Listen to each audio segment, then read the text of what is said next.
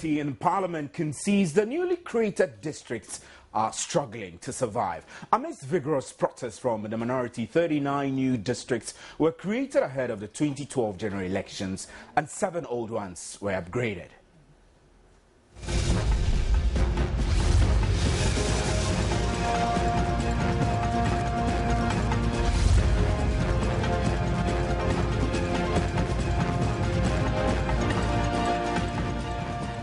How can government ensure financial viability of the districts as common funds are sometimes delayed for months? Was this not clearly anticipated at the time the opposition accused government of gerrymandering in creating these new districts? My name is Stephen Anti, and this is today's big story.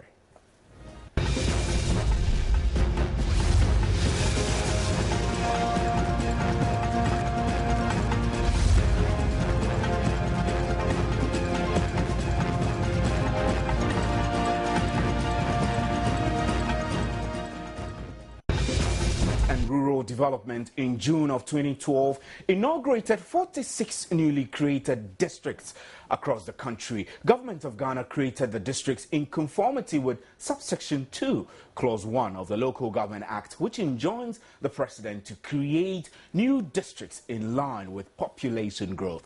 39 districts were created while the remaining 7 were upgraded to municipality status. Now, members of the Local Government Committee will tour some of these districts to ascertain various individual challenges and demand government to address those concerns. Let's get onto the phone line now. We have Barima Osei, who is Dean of Studies at the Institute of Local Government, now joining us on the phone. Later, we'll also be joined by George Che Bafor, who is a local government expert and former NALAC president. It's great to have you on, gentlemen. Thank you very much. Now, let me start with you, Mr. Barima Osei. This appears to be the same problem that the minority foresaw when they mounted a vigorous opposition against the creation of these districts. Well, I mean, they cited gerrymandering as one of the reasons for which they're accusing government for. But looking at what is happening now, do you think that we actually needed these new districts? Yes, the answer is yes. We needed new districts because we have to segment the country in such a way that we'll be able to bring development and governance closer to the doorsteps of people. That I say, I would say yes. We needed to create those districts, and even there is a likelihood, if I'm not speculating, to create more, because if we are able to break the governance process into bits and pieces. But I mean, my concern is that in creating more, there must be sufficient funding, either from the central government or from the local government level, to run these districts. But if they're being starved of effective funds to run the administration, this is bad news, isn't it? It is. But my brother, in development, you create districts not only for funding from central government. Under the Local Government Act, districts are created because there is an anticipation of future economic viability, so that central government will support the district with an initial seed capital. But subsequently, administrators of the district are expected to mobilize enough revenue to support what government would bring to support the needed development. We know that to start with, they are likely to have kidney problems because in the first 5 years, they are expected to put in place structures, systems, and processes that would help them to develop and then mobilize more revenue. So we don't expect newly created districts to over-rely on central government aside the seed capital that will be given to them. But when you they are likely to mobilize but more. When you speak of anticipation of economic viability, what kinds of tests or feasibility studies went into determining whether these new districts could be economically viable in the short term or long term before they were created? I mean, these should have been key determinants before they were created. Yes, I'm sure the team that worked on the research that led to the creation of this district may have based it on various fundamentals. That is to suggest that they have the capacity and the availability of the revenue resource base to be mobilized. Right. I'm sure this was there.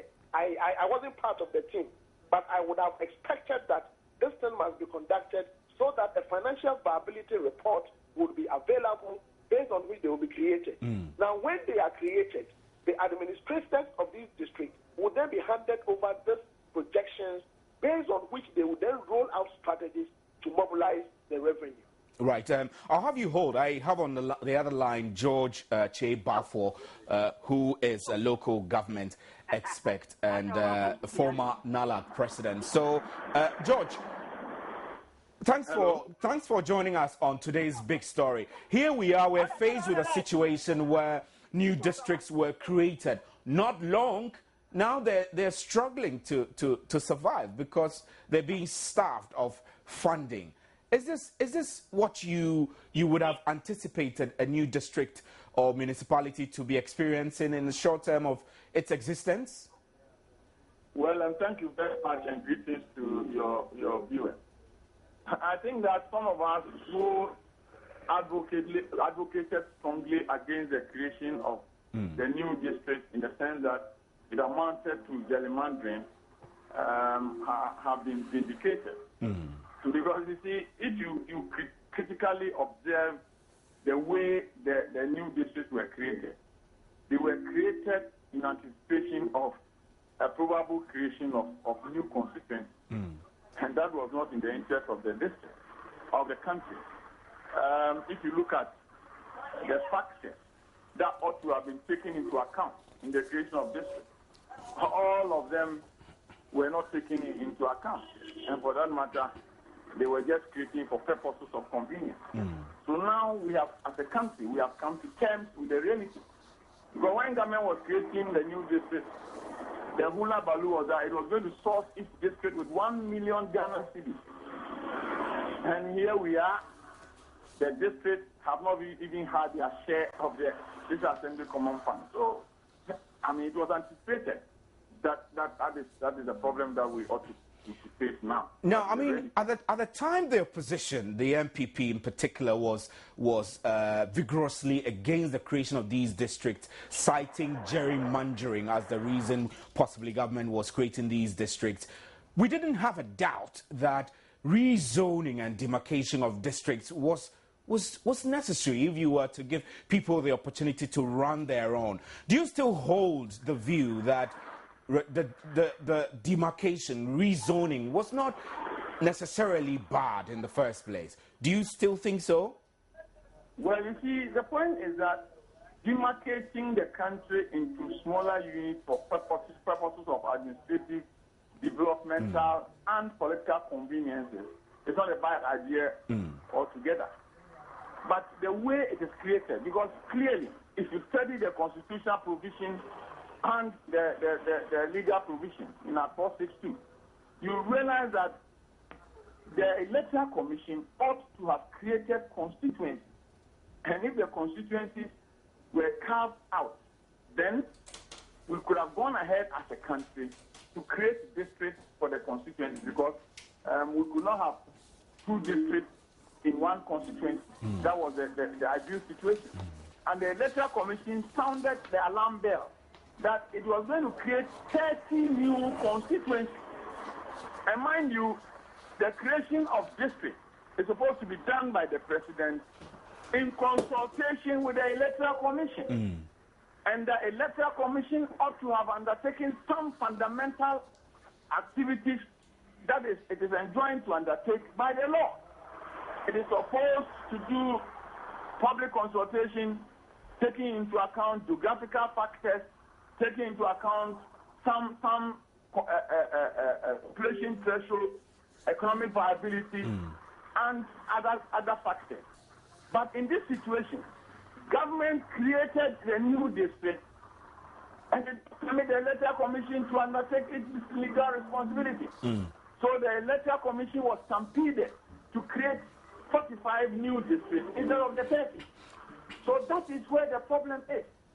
It is not about the creation, but it is about the way it is handled and the timing. You realize that it was done close to elections, and it was done without taking into account the financial implications. Right. Because at the time it was created, it was towards the end of the year. Right. And the government appropriation bill has been passed by Parliament, and government was enjoined to go by the appropriation bill, and no financial, account was taken in the preparation of the budget of the year. So Right. we realized that it was just a stampede. Right, Mr. Mr. Chebafor, let me hold you briefly and still go back to Eric Odrosai, who is Dean of Studies at the Institute of Local Governance here in Accra. So Eric, you heard Mr. Chebafor raising the same issue of gerrymandering that the opposition MPP raised during the creation of these districts. From where you stand, would you say that the creation of the districts were for purposes of gerrymandering? I don't have the evidence to support that. But what I would say is that, be it as it may, Ghanaians should not be allowed to suffer. Ghanaians should not be denied their right to participate in government. Ghanaians should not be denied their right to development. Going forward as a nation and learning from this, in future, we should publish the basis on which district assemblies are created in this country, so that everyone in this country will Eric, come to understand how and why certain districts are created. But Eric, hold on. I mean, you just said that you don't have the evidence, but is it not sufficient evidence that you create new districts and within a short period of time you are unable to fund them? Why did you create them in the first place if you didn't create them for the purposes of taking advantage of the rezoning for political purposes in what is defined as gerrymandering? The basic purpose of creating districts, my understanding in governance, is to promote development and popular participation in governance. Funding is secondary. Funding is secondary because funding local government should come from the center and revenue mobilization at the local base. That is my understanding. Right. So you think that the argument, the discussion should be decoupled from gerrymandering, which is a political situation, from the actual funding and purpose of running the day-to-day administration of these districts, right? I think so. We should be able to separate the political gerrymandering from the management of the district assembly.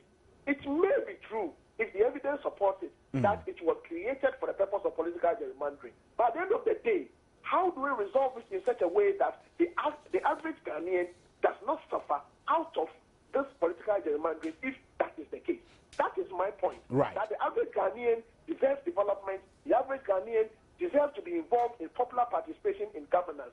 So even if it has been created out of political gerrymandering, how do we resolve the issue? How do we tighten the knot to ensure that no matter what, the average Ghanaian benefits? These are critical questions you've raised, so let me bounce those back to you. If something went wrong, what exactly were those? How did we get to this point where the day-to-day running of these districts are becoming problematic?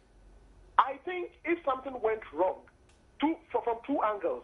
One, the delay in the transfer of the funding, be it the seed capital or the district assembly's common fund that is required to support these newly created districts.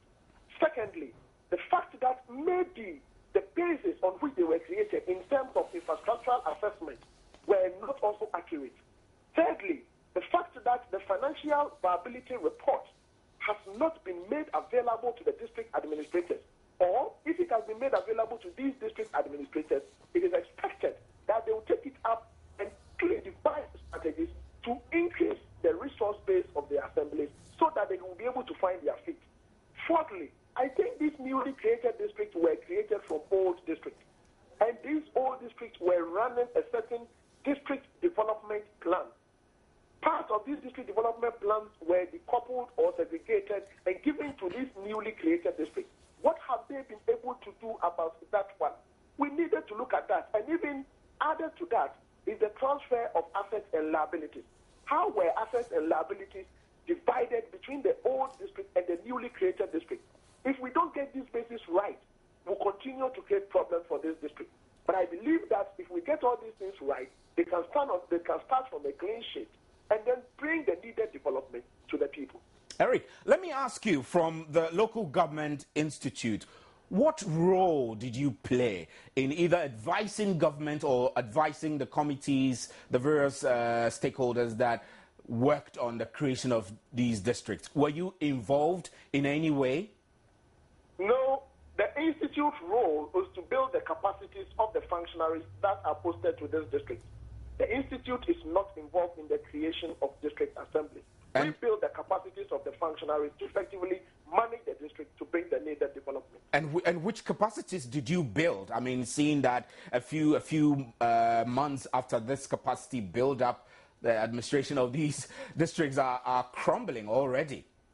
Yeah, we in the recent past, the Institute has organized various revenue and resource mobilization programs for leadership of these newly created districts. Right. We have again organized programs for the chief executives of these newly created districts so that they can work with their people as a team to promote resource mobilization, to bring resource mobilization activities to the doorstep of the people. We have also organized programs in the areas of citizens' participation in local governance. And even under the composite budgeting system, we have supported the newly created districts to develop their first ever district composite budget, all aimed at putting them at the same footing with the existing district. But it will take some time. Right. It will take between 3 to 5 years for them to come up to the level expected of them to compete with other existing districts. 3 to 5 years? I mean, is there any rationale or basis for saying that it will take 3 to 5 years before maturation of these front runners of the districts? Yes, I'm saying that against the assumption that the newly created districts are yet to prepare their first ever medium-term development plan, Right. which will run from 2014 to 2017. And it is only after they have prepared their first ever medium-term development plan that they will have firm control over their own development life cycle. Previously, they were implementing development projects that were transferred to them by their mother district.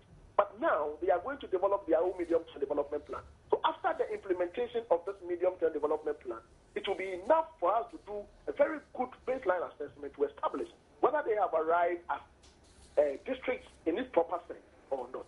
Right. Very interesting insights there from Eric Odro Osai, who is Dean of Studies at the Institute of Local Government. We still have George Chebafo, who is a local government expert and former NALAC president. We're trying to get raised onto the phone lines Dominic Azuma, who is chairman of the Local Government Committee of Parliament, to answer some of these questions that are coming up. But Mr. Chebafo, you've heard the issues that are being raised by the Dean of Studies at the Local Government Institute. One, the creation of these districts are necessary to enable citizen participation in governance, whether it is for gerrymandering purposes or whatever you think it is. Do you think we are missing any point at all in this? Well, I think that in principle, I agree with the position of Mr. Eric Odro Osai. You know, he is a lecturer at a local government training institute.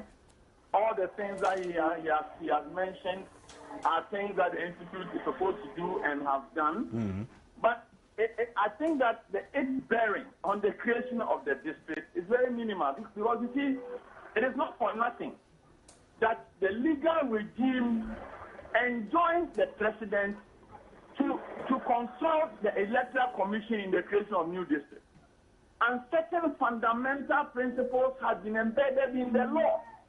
And one of it is economic viability. That is very key. Because you see, you cannot talk about medium-term development plans, you cannot talk about participatory democracy without the underpinning factor of resources, both human and material. I can assure you, you may take a visit to the newly created districts and even some of the old districts to find out whether they are economically viable or not. Economic activities in these districts are very low, such that you cannot even derive revenue from the activities of the citizenry. And the mandatory resources, which is the District Assembly Common Fund, that is a creation of the Constitution in Article 252 and also an entrenched provision, which is to compel government to release, as of now, 7.5% of total revenue to assemblies for development. 9 good months. We are in the 9th month, and not a peso has been released. You look at the District Development Fund since 2011. Not a peso has been released to the assembly. So you create districts with the intention of enhancing participation. Participation for what? Participation for development. And this is fundamental for the development effort. It's not there. You just create the district and waste people's time.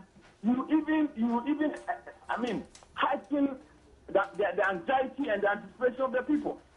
So it is not the question of creation of districts, which is bad, but the timing, the fundamentals underpinning the creation, which is embedded in the law, and then government political will. Because you cannot create districts and promise that you are going to release 1 million Ghana cedis to each district. I think it was 1 billion. 1 billion Ghana cedis to each district. And then as I speak, nothing has come to the district. I mean, how do you conclude the intentions of government in creating the district? Because the promise and pledges by government itself did not go. The releases that are supposed to be sent to the assembly as a matter of constitutional obligation, they are also not going. Right. So how do we expect the district to function? That is the underpinning factor. Right, George. That's my point. So, yeah, I do. Those things are peripheral, and I think that we ought to look at it very critically. Right, George Ebafo, I'll still have you hold, and I still also have on the line Eric Osei, Dean of Studies at the Local Government Institute. But let's hear Windham Emmanuel Afram, who is DC for Kwewu Afram Plains, speaking on challenges facing his district. His district, Kwewu Afram Plains North District, was also created in 2012. Now we don't have any money, because the third quarter, fourth quarter of last year has not, common fund has not been released. Now, if they are released, my focus is that all the projects that the previous administration put in place, that they could not complete, we will make sure that we complete all those projects before we start new ones. Let me go back to Mr. Eric Osei. I know that from the Local Government Institute, your input on this is key. I mean, here you heard a DC saying that the third and fourth quarter, their funding has not been released. Shouldn't, DCEs and the other functionaries of these districts be also blamed for their failure in organizing funding to support their operations? Yes, the answer is yes and no. What I think they need to do is, yes, the District Assembly's Common Fund is only one source of funding the activities of District Assembly. The other sources are the District Development Facility. They also have the right to mobilize revenue in the areas of property rates, business operating permits, etc. The assemblies can even borrow, and the assemblies can also enter into other collaboration.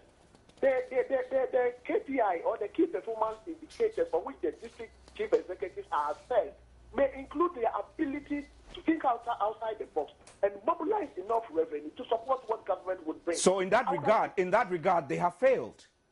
In that regard, well, they have failed, but considering the infant nature of the district assembly, we cannot conclude totally that they have failed. Right. Some may be doing their best, but it is a gradual process. In the short to medium term, we would expect them to get up to that level.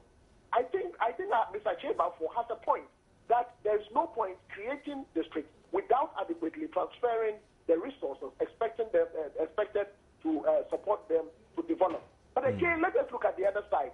Government transfer is only a percentage of what the assemblies needed. Assemblies needed 100% revenue. Government would transfer less than maybe 20%. The 80% should be mobilized by the assembly. But Mr. Chebafo also raised a key issue that for many of these districts, there are no signs of economic viability or even the possibility of viability. So it means that when you're creating such districts and the potential of economic viability is restrained or limited, then you are already anticipating starving the new districts already before they started operation. Yes, but my brother, what constitutes economic viability? That is why we have leaders. That is why we call them chief executives. Assemblies are expected to be operated like businesses, and we expect you to create the local economic environment in such a way that it will be vibrant. You don't wait for people to create the environment for you. But one national challenge we've had, which we needed to address, is a definition of what constitutes economic viability, and the indicator that goes into its determination. Because in the Local Government Act, what constitutes economic viability is not clearly defined. So we need to look at that issue. Right. Very, very, very interesting insights there from Eric Oduro-Osai. We're grateful for your time. Eric is Dean of Studies at the Institute of Local Governance. So I'll wrap up with you, George Cheba, for you. You heard George, all right. So, I mean, looking ahead, what should we be doing? I mean, what, in your estimation, would you have wanted to be in place before the creation of these new districts so they won't face the challenges they're facing now? The most critical thing that ought to have been taken into account was economic viability. But you heard him also say that we should be thinking about redefining what we mean by economic viability.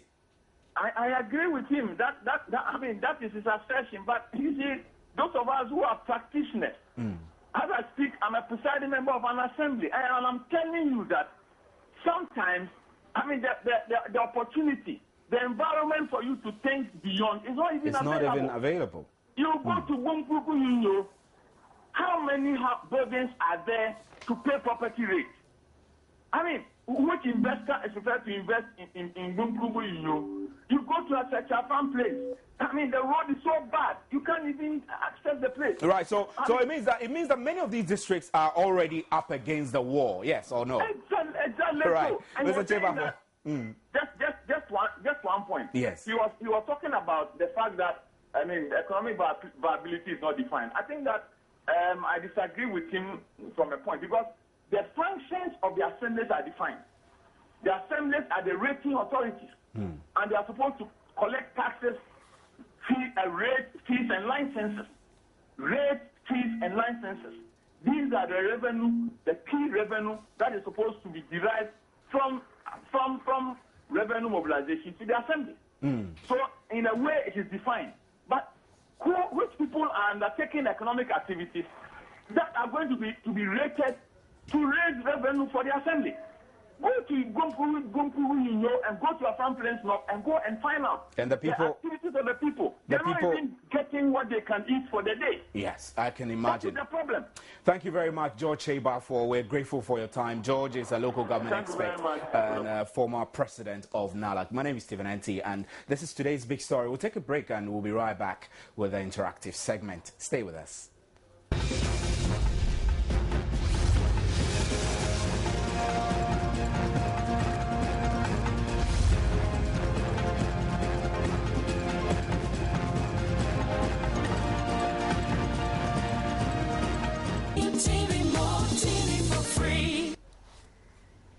Welcome back to the interactive segment. I love the interactive segment where we get to do social media, what's trending, what's making rounds. What's up, man? What's up? What's up? A day for you. What are you discussing? Well, fuel prices have gone up. Right. Okay. Yeah, of course. Yes, How wouldn't I know? I stopped using my air condition, believe me. Did you go to the pump today? I didn't. Actually, I should have. You should have gone yesterday. I'll fill up. You fill the entire tank. But it takes money to fill up. Right. Let me just leave you. Please don't ask me that. Right, welcome to Jane Interactive. My name is Marian Toure.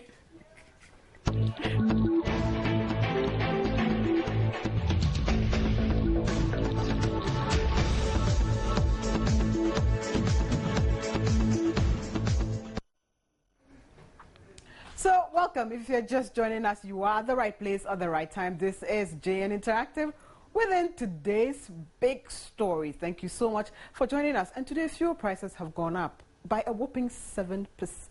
We'll be talking about it. But before I start, I'd like to announce all the social media tools that you need to get in touch with the show. After all, the show is nothing without you. So you can find us on facebook.com/joynewsontv. Like all the posts we put there, comment on them, and would amplify your voice by sharing them with the rest of the world. We are on Twitter. We tweet at Joy News. On TV, that is our handle. I am on Twitter too, by the way. You'll find me at MN Toure, and the hashtag to follow and then to use when you're sending your tweets will be JN Interactive GH. If you're sending us an email, use Joy News IM at multitvworld.com.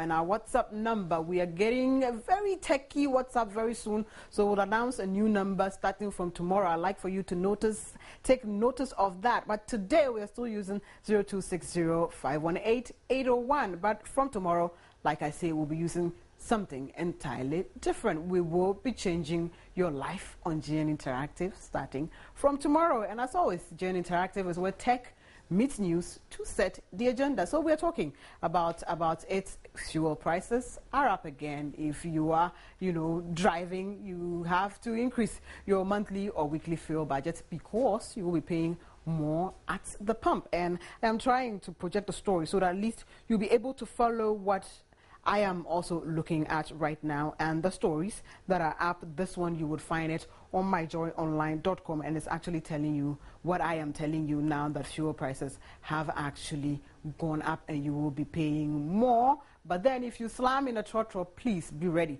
to carry extra coins because you will pay more. And I promise you, taxi drivers will also charge you more. So this is the story, actually, that you would find on myjoyonline.com, and the breakdown is actually there as well. And we have a chat that I'm hoping that you'll be able to, also see once I have gone off this. I'm hoping that the chart will come on, and it gives you a breakdown of all, the increments by percentage. And I think I don't want to mince words here, so I'll look at the figures and then let you understand everything that is going on.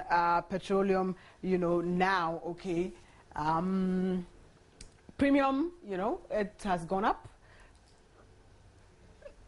Okay, premium fuel has actually gone up, and we are actually looking at it right now, 255. Wow, whopping 7.60%. That is a lot, and a lot. So you will be paying so much more at the pump. LP gas goes up 2 Ghana cedis, 87 pesos. Kerosene is up by 0.38%.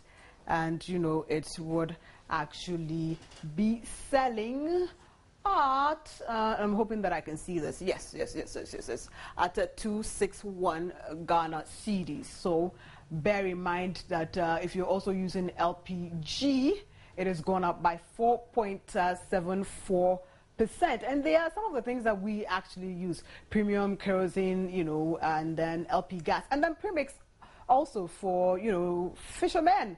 And so if you're buying fish, fish prices will go up very soon because premix has gone up by 4.17%. Wow. And effective 6 a.m.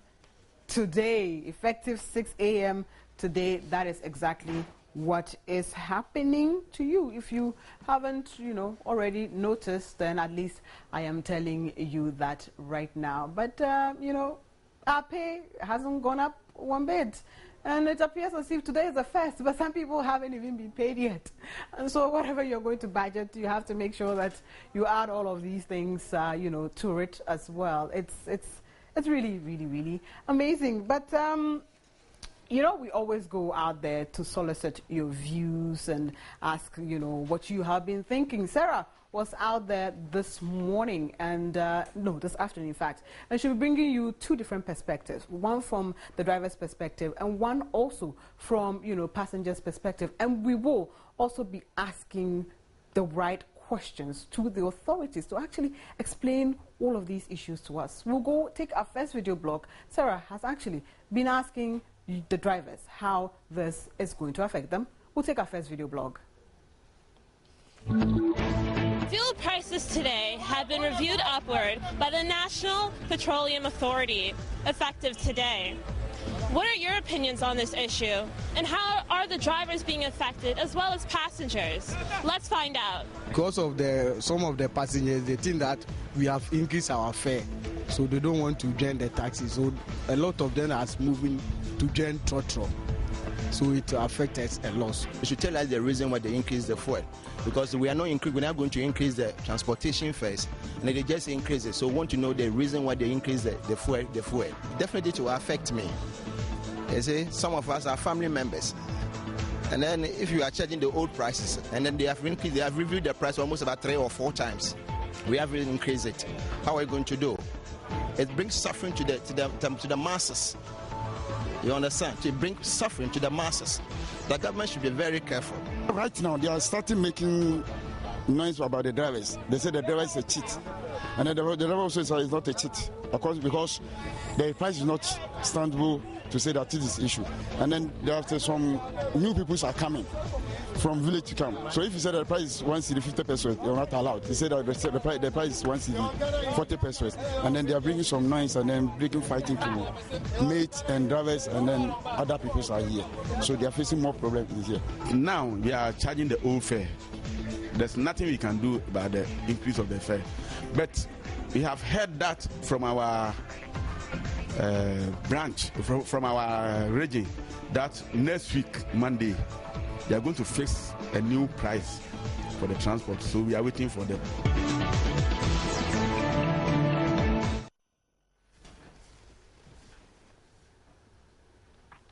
And that is what, they had to say about that. But she also sought the view of some passengers to ask, you see, we will be paying whether we want it or not when we go there, and they charge us. If you want to really get to your destination, then you have to pay. I have to come to work, and so if I take a taxi for 10 cedis and the driver says, now you have to pay 12 cedis, I will have to come. But you see, before we take the next video blog, I'm hoping that we'll have a resource person on the line, because we're hoping to interview them, to ask them what actually went into, the increases. The previous times, what we heard was that fuel prices, had normalized, and so they wouldn't go up. And that in this current review period, prices won't go up. But suddenly, they've gone up. What has accounted for that? Are they trying to tell us that perhaps the falling cedi and the appreciating dollar is affecting us? It is what it is, but should that be the case? Isn't government putting in, some measures in place to cushion us, Ghanaians, from all of these hikes? Or would government then say that they would actually change their pay freeze policy, that they are not going to increase pay for civil servants? They should, because if you're increasing everything, upward adjustments of everything, and salaries are not affected, then you're killing us. You are really killing us. I'm hoping that our spokesperson, Robert Saba, I'm hoping that he will be on the line, that we can speak to him. But apparently he's not on the line. The line has dropped. So we'll take our next video blog. Sarah has been speaking to the passengers. When we come back, we'll solicit answers. And then I'll take your comments that I've been dropping on social media.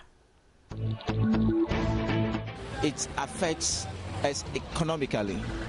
Foodstuffs are increased, rents are increased, transportation increased, and it's a big burden on the Ghanaian populace.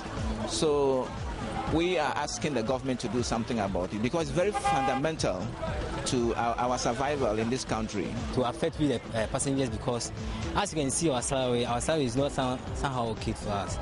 I said, if you are going to feel a maybe this year, Esiano, Ufrufi, Suhum, Eba, yes, 55, 55, 50, 1 cedi 50%. Ebin so out of flu on ba, yes, I do 1 cedi 50%. Baby, I am why crapo from a do ebe suchibra. Yes, 1 cedi. After say, yeah, brain, who's an ebe. It's a Sraboya will be my person, as I said, Mutum, yeah, bread, Sikasam, why thing. It's a Maya, one more, a quasi cofanium, and someone to me, Quasam cofanium.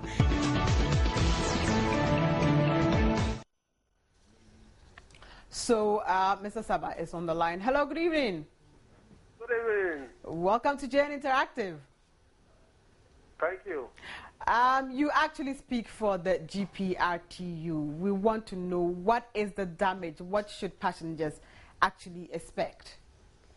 Oh, the passengers can expect an increment this time around. Passengers will not escape from increments in lorry fare.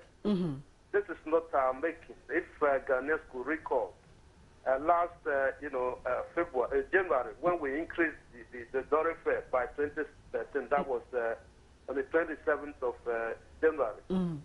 1st February, there was an increment of 3%. We kept our members at bay. We prevented them from, any increment. On the 1st of March, there was another increment of 6.25%. And we exhibited the character of not increasing the lorry fare. We told our members they complied. But today we've been slapped by 7.60%. And we cannot continue to run at a loss, continuously like that. So, definitely, the passengers will have to understand that it's not our making. We will always increase, the lorry fare. Okay, so how soon can we expect this to be effected? Your price changes, I mean. Oh, well, we'll be meeting on Thursday, where, all the executives who have been invited will express their opinions. And you are aware that out of many opinions, a decision can be made. And therefore, when the decision comes, we'll make it known to the general public. But were you actually expecting an upward adjustment? Not at all. It was just a surprise to us. We've continuously appealed to the NPA so that at least, they get us involved. So that when we have this information, when we get wind of this information, we would also transmit them to our members by inciting them up, whether to increase or not to increase. They are the creation of all these chaotic situations that we see at our various stations between passengers and the drivers and mates, which are most unfortunate and must be condemned by all right-seeking members of the Ghanaian society.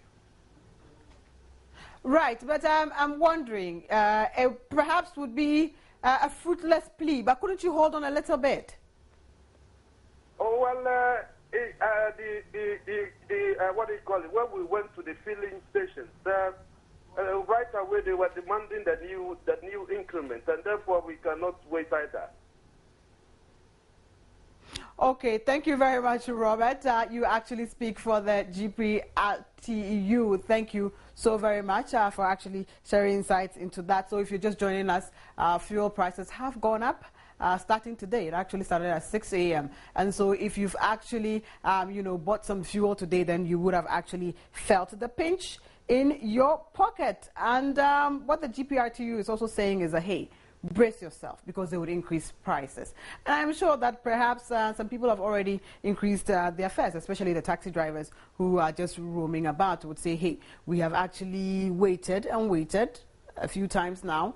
Right now, this is the time to strike, so we've actually increased our prices. But what the GPRTU is saying is that they have not actually sat down to come to an agreement as to how much they're going to put on your fare. So should you board a trotro today and have the mate heckle you for more money, tell them that the parent body, the GPRTU, says they haven't sat down yet. You will pay. But perhaps they should give you a break until Monday when the GPRTU have actually sat down and they have something concrete, perhaps 20% across board or 20 pesos increment across board before you pay for it. So you have every right to argue with them, but don't go arguing too much. And we'll go and take some of the comments that I've been dropping in on Facebook. And we just said that fuel prices have gone up by over 7% because 7.6%. How will you be affected? Christian Salvo says, hello, Mariam. You're most welcome back to JN Interactive. We miss you so much. Welcome once again. May God bless you. Oh, but you haven't spoken about the fuel. But thank you so much, Christian Salvo. I missed you guys too, and it feels good to be back. Newton says, good evening, Marian. This is going to affect me a lot because my salary is the same, and I have to go to school every weekend to study. This is not fair. And Nuwakpa Billy says, government that will never think about the poor citizens. Morris Atipo, too bad we go die. Emmanuel Adam, increase in the prices of goods and services. Of course, you're not earning much. Fuel has gone up and it would affect everything across board. Yes, that is it. Ansa Konimo, too bad. Bad. Bernard Kwame Hart, the worst government ever. They lack ideas and personnel. They've nothing better in this country. Adongo Akari Bella Stevens says, in fact, my consumption level will go down, suffering, and you're sending this in from Wa. Seidu Baba says, Haba, what did this government do for this country? Not only petroleum, everything. The rest, I'm not getting it. Kinji Mas, Mahadma, the wicked press. Mahadma, I get that. I get the play on words here. Belinda says, hey, these governments will not kill us all. They will always be in a haste to increase the price of petroleum products, but feel reluctant to increase the salaries of workers. I pray they increase our salaries as well, and I pray so too. And you can see from the post that we want everything to be as interactive and as instant as possible. So all of these comments are under 5 minutes, and it goes to show that you guys are paying attention and you are actually interacting with us. That is where we...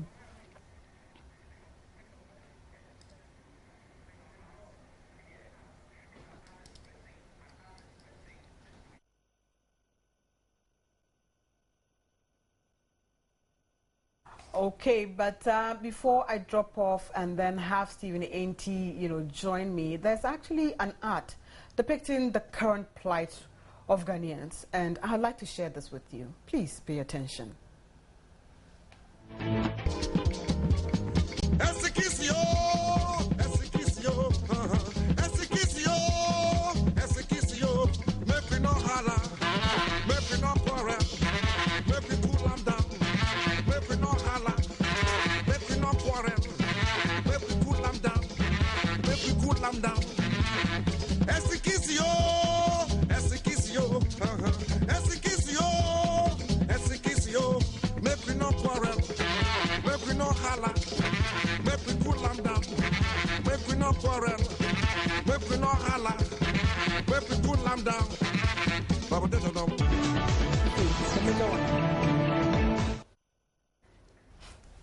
And I hope you really paid attention and you saw that we are really suffering, and it looks like I got the chop on nyafu nyafu, and we the small ones, we're still down there, but God is our help. Steve is back, so we can wrap up together. Yeah. You welcome make back. So solemn, so somber, succulent like that. Succulent. You couldn't be suffering. No, that's not true. You couldn't be suffering. I couldn't be suffering. Yeah. Oh, but you don't look it. I don't. Mm-hmm. It's pure grace. Oh, by grace. We thank God for the grace over your life. Can you imagine? Your pretty life. Now, stories for you to expect at age. The sole commissioner of the judgment, Justice Yao Apao, has called for the separation of the Attorney General's department from the Ministry of Justice. The commission has attributed some huge compensation paid to claimants to the failure of the Ages Department to defend the state. So we'll bring you the details of this at 8.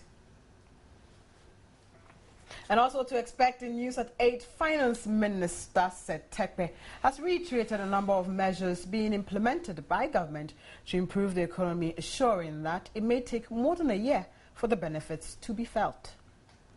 And, well, I mean, you should also be expecting right after this, we'll bring you GN Exclusive, in which we have a story, it's our story of Sadia, who was impregnated at age 15 by her 23-year-old boyfriend, who is a barber. And this is in Mampong Ting. So, well, but that's a really bad cycle. It is. Because I don't know what the future would hold for the baby who would come out of that. And she's had a pretty cycle.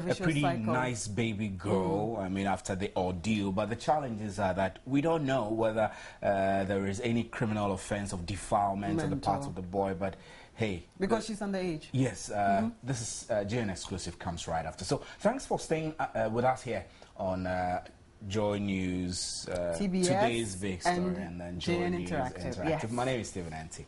And as always, my name is Marian Toure. Have a really, really fabulous evening. Enjoy the rest of our programs.